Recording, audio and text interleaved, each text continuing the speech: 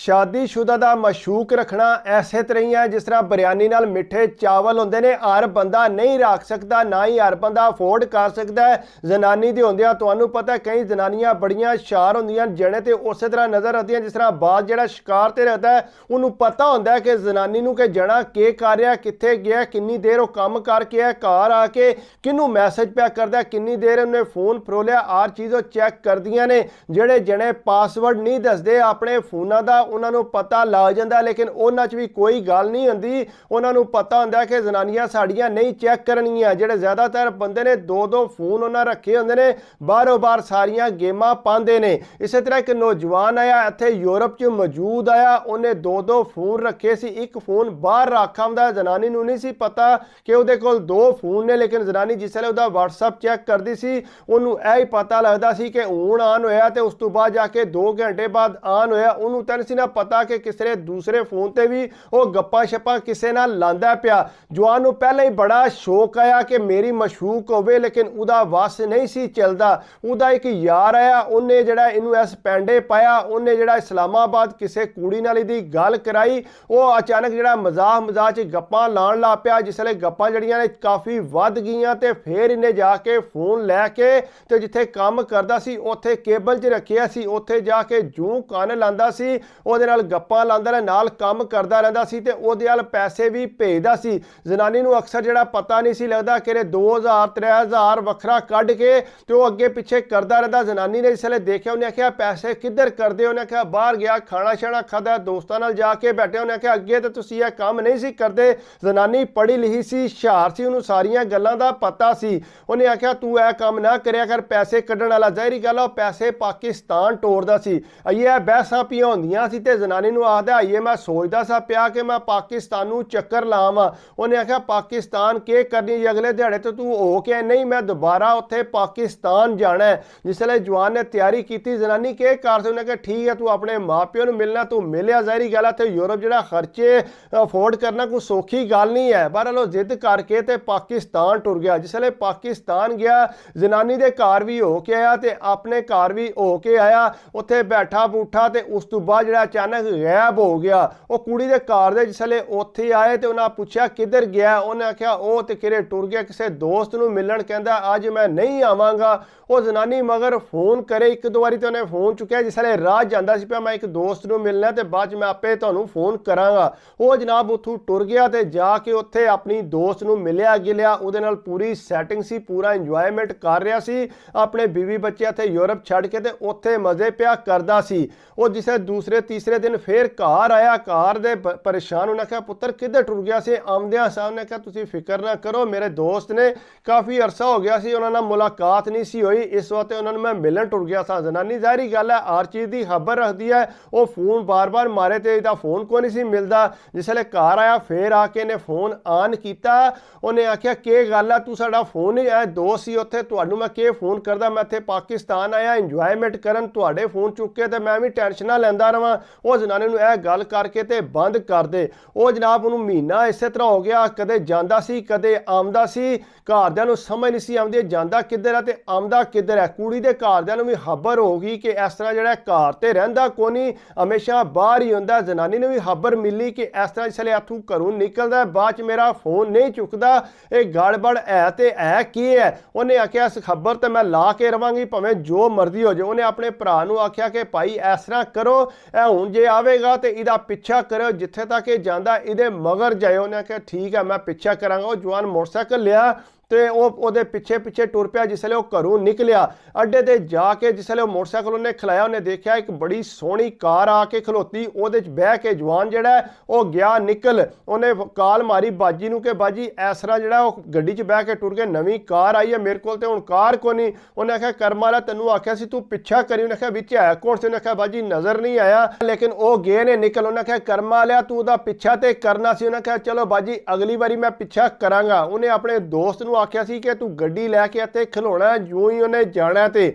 ਉਹਨੇ ਪਹਿਲੇ ਹੀ ਸਾਰਾ ਬੰਦੋਬਸਤ ਕੀਤੇ। ਅਸੀਂ ਜਿਉਂ ਹੀ ਇਹ ਘਰੋਂ ਨਿਕਲਿਆ ਮਗਰੋਂ ਉਹਨੇ ਦੋਸਤ ਨੂੰ ਫੋਨ ਮਾਰਿਆ ਕਿ ਇਸ ਤਰ੍ਹਾਂ ਅੱਡੇ ਤੇ ਗੱਡੀ ਲੈ ਆ। ਜਿਸ ਵੇਲੇ ਅੱਡੇ ਤੇ ਗੱਡੀ ਲੈ ਕੇ ਆਇਆ ਉਹ ਜਵਾਨ ਇਸੇ ਤਰ੍ਹਾਂ ਕਾਰ 'ਚ ਬੈਠਾ ਤੇ ਫਿਰ ਗਿਆ ਟੁਰ ਗਿਆ। ਮਗਰੋਂ ਇਹ ਵੀ ਗੱਡੀ 'ਚ ਬਹਿ ਕੇ ਤੇ ਉਹਦਾ ਪਿੱਛਾ ਕਰਨ ਲੱਗ ਪਏ। ਉਹ ਜਨਾਬ ਗੱਡੀ ਜਾ ਇਸਲਾਮਾਬਾਦ ਵਿੱਚ ਵੜੀ। ਉਹਨੇ ਬਾਜੀ ਨੂੰ ਦੱਸਿਆ ਕਿ ਇਸ ਤਰ੍ਹਾਂ ਜਿਹੜਾ ਗੱਡੀ ਤੇ ਇਸਲਾਮਾਬਾਦ ਵਿੱਚ ਵੜ ਆਈ ਹੈ।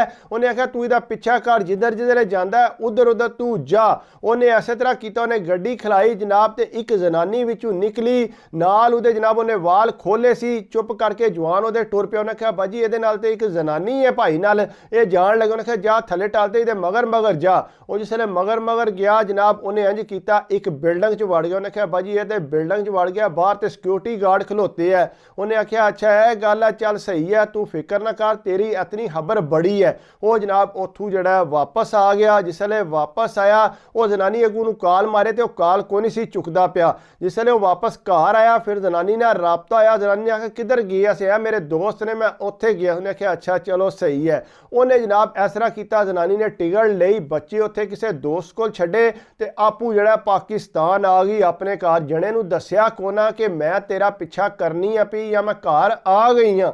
ਉਹ ਜਿਸੇ ਘਰ ਆ ਗਈ ਅੱਗੋਂ ਨੇ ਆਪਣੇ ਭਰਾ ਦੀ ਸਾਰੀ ਜ਼ਿੰਮੇਵਾਰੀ ਲਾਈ ਸੀ ਕਿ ਜਿਸ ਵੇਲੇ ਘਰੋਂ ਨਿਕਲੇਗਾ ਤੂੰ ਸਾਰੀ ਖਬਰ ਰੱਖਣੀ ਹੈ। ਉਹਨੇ ਜਨਾਬ ਪੂਰੀ ਖਬਰ ਰੱਖੀ ਸੀ। ਬਾਜੀ ਹੁਣ ਜਿਹੜਾ ਉਹ ਘਰੋਂ ਨਿਕਲ ਪਿਆ। ਜਿਸ ਵੇਲੇ ਉਹ ਘਰੋਂ ਨਿਕਲਿਆ ਜਨਾਬ ਉਹਨੇ ਬਿਠਾਇਆ ਬਾਜੀ ਨੂੰ ਮੋਟਰਸਾਈਕਲ ਤੇ ਨਾਲ ਤੇ ਉਹ ਜਨਾਬ ਪਿੱਛਾ ਕਰਨ ਲੱਗ ਪਏ। ਉਹ ਜਵਾਨ ਜਾ ਕੇ ਸਿੱਧਾ ਗੱਡੀ 'ਚ ਬੈਠਾ ਕਾਰ ਵਿੱਚ, ਕਾਰ 'ਚ ਬਹਿ ਕੇ ਤੇ ਉਹ ਜਨਾਬ ਟੁਰ ਪਿਆ ਉੱਥੋਂ। ਇਹਨਾਂ ਵੀ ਮਗਰ ਕਾਰ ਖਲਾਈ ਸੀ, ਮਗਰ ਇਹ ਵੀ ਟੁਰ ਪਏ। ਜਿਉਂ ਹੀ ਕਾਰ ਟੁਰੀ ਹੈ ਮਗਰ ਸਿੱਧੇ ਇਸਲਾਮਾਬਾਦ। ਜਿਸ ਵੇਲੇ ਇਸਲਾਮਾਬਾਦ ਉੱਥੇ ਉਹਨੂੰ ਜਵਾਨ ਨੂੰ ਅੱਗੇ ਹੀ ਪਤਾ ਲੱਗ ਗਿਆ ਸੀ ਕਿ ਇੱਥੇ ਅੱਗੇ ਵੀ ਆਏ ਹੈ। ਜਿਉਂ ਹੀ ਉੱਥੋਂ ਲੱਥਾ ਤੇ ਜਨਾਬ ਉਹਦੇ ਨਾਲ ਇੱਕ ਜ਼ਨਾਨੀ ਸੀ, ਵਾਲ ਸ਼ਾਲ ਖੋਲੇ ਉਤਾ ਕੇ ਹੈਰਾਨ ਪਰੇਸ਼ਾਨ ਹੋ ਗਏ। ਨੇ ਕਿਹਾ ਬਾਜੀ ਅੱਗੇ ਵੀ ਇਹਦੇ ਨਾਲ ਇਹ ਹੀ ਸੀ। ਉਹਨੇ ਕਿਹਾ ਤੂੰ ਫਿਕਰ ਨਾ ਕਰ, ਅੱਜ ਮੈਂ ਇਹਦਾ ਬੰਦੋਬਸਤ ਕਰ ਲੈਣੀ ਆ। ਉਹ ਇਸ ਤਰ੍ਹਾਂ ਹੀ ਹੋਇਆ ਕਿ ਜਨਾਬ ਜਿਉਂ ਹੀ ਉਹ ਅੰਦਰ ਵੜਿਆ ਬਿਲਡਿੰਗ 'ਚ ਮਗਰੂ ਜ਼ਨਾਨੀ ਤੇ ਉਹਦਾ ਭਰਾ ਜਿਹੜਾ ਉਹ ਵੀ ਅਗਾਂ ਟੁਰ ਪਏ। ਸਿਕਿਉਰਿਟੀ ਗਾਰਡ ਨੇ ਰੋਕਿਆ। ਉਹਨੇ ਕਿਹਾ ਫਿਕਰ ਨਾ ਕਰੋ, ਸਾਡੇ ਹਸਬੈਂਡ ਨੇ ਅੰਦਰ ਤੇ ਉੱਥੇ ਜਾਣਾ ਹੈ। ਪਰ ਉਹ ਜ਼ਬਰਦਸਤੀ ਜਿਹੜਾ ਅੰਦਰ ਟੁਰ ਗਏ।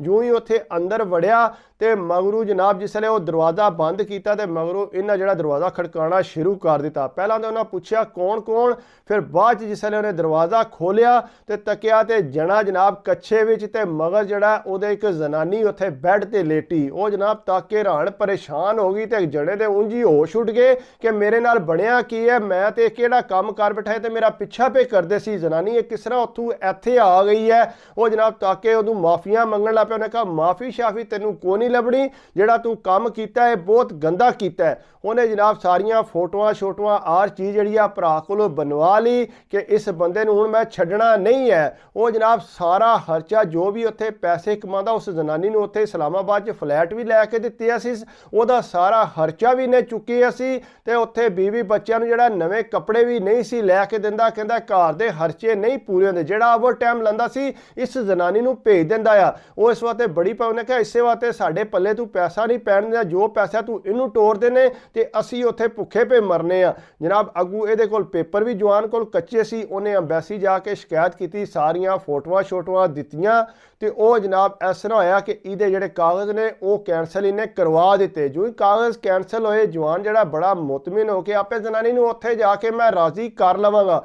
ਜੋ ਹੀ ਜਨਾਬ ਉੱਥੋਂ ਫਲੈਟ ਉੱਡੀ ਤੇ ਜੋ ਹੀ ਇੱਥੇ ਯੂਰਪ ਪਹੁੰਚੀ ਹੈ ਤੇ ਉਹਨਾਂ ਪੇਪਰ ਸ਼ੇਪਰ ਚੈੱਕ ਕਰਕੇ ਉਹਨਾਂ ਕਿਹਾ ਤੇਰੇ ਤੇ ਡਾਕੂਮੈਂਟ ਕੈਂਸਲ ਹੋ ਗਏ ਨੇ, ਤੂੰ ਤੇ ਨਹੀਂ ਜਾ ਸਕਦਾ। ਇਹ ਅੱਗੂ ਰੋਣ ਪਿੱਟਣ ਲੱਗ ਪਿਆ, ਜ਼ਨਾਨੀ ਨੂੰ ਕਾਲਾ ਕਰੇ ਕਿ ਇਸ ਤਰ੍ਹਾਂ ਹੋ ਗਿਆ। ਉਹਨੇ ਆਖਿਆ ਮੈਂ ਆਪੂ ਤੇਰੇ ਪੇਪਰ ਕੈਂਸਲ ਕਰਵਾਏ ਨੇ, ਕਿਸੇ ਹੋਰ ਨੇ ਨਹੀਂ ਕਰਵਾਏ। ਉਹ ਅੱਗੂ ਮਾਫੀਆਂ ਮੰਗਣ ਲੱਗ ਪਿਆ। ਉਹਨੇ ਆਖਿਆ ਇੱਕ ਵਾਰੀ ਮੈਨੂੰ ਮਾਫ ਕਰ, ਅੱਜ ਦਾ ਤੂੰ ਮੈਂ ਕੰਮ ਨਹੀਂ ਕਰਾਂਗਾ। ਉਹਨੇ ਆਖਿਆ ਤੂੰ ਜੋ ਮਰਜ਼ੀ ਕਰ ਲੈ, ਹੁਣ ਤੂੰ ਵਾਪਸ ਪਾਕਿਸਤਾਨ ਹੀ ਜਾਏਗਾ। ਉਹਨਾਂ ਜਨਾਬ ਵਾਪਸ ਉੱਥੇ 2 ਰਾਤਾਂ ਰੱਖਿਆ। ਉਸ ਤੋਂ ਬਾਅਦ ਜਿਹੜਾ ਉਹਨੂੰ ਪਾਕਿਸਤਾਨ ਡਿਪੋਰਟ ਕਰ ਦਿੱਤਾ। ਜਿਸ ਵੇਲੇ ਪਾਕਿਸਤਾਨ ਆਇਆ, ਪਾਕਿਸਤਾਨ ਤੇ ਅੱਗੇ ਨੇਰੀ ਭੁੱਖ ਹੈ। ਉੱਥੇ ਜਿਹੜਾ ਬੈਂਕ ਸ਼ੈਂਕ ਹੈ ਸੀ ਉਹ ਜਨਾਬ ਸਾਰਾ ਕੁਝ ਜ਼ਨਾਨੀ ਨੇ ਲੈ ਲਿਆ, ਕਾਰਡ ਸ਼ਾਰਡ ਤੇ ਅੱਗੇ ਹੀ ਉੱਥੇ ਸੀ। ਉਹ ਸਾਰਾ ਕੁਝ ਲੈ ਕੇ ਉਹਨੇ ਆਪਣੇ ਕੋਲ ਰੱਖ ਲਿਆ। ਜਣਾ ਇੱਥੇ ਪਾਕਿਸਤਾਨ ਮਾਫੀਆਂ ਮੰਗੇ ਕਿ ਇੱਕ ਵਾਰੀ ਮੈਨੂੰ ਮਾਫ ਕਰ ਦੇ, ਮੈਨੂੰ ਬੁਲਾ। ਉਹਨੇ ਆਖਿਆ ਮੈਂ ਤੈਨੂੰ ਨਹੀਂ ਬੁਲਾਣਾ, ਜਿਹੜੀ ਉੱਥੇ ਰੱਖੀ ਆ ਬੇਬੇ ਉਹਦੇ ਕੋਲ ਹੀ ਜਾ ਕੇ ਰਹਿ, ਮੇਰੇ ਬੱਚਿਆਂ ਨੂੰ ਤੂੰ ਖਰਾਬ ਕੀਤਾ, ਮੈਨੂੰ ਖਰਾਬ ਕੀਤਾ, ਚੋਰੀ ਛੁਪੇ ਤੂੰ ਇਹ ਕੰਮ ਕਰਨਾ ਹੈ ਪਿਆ।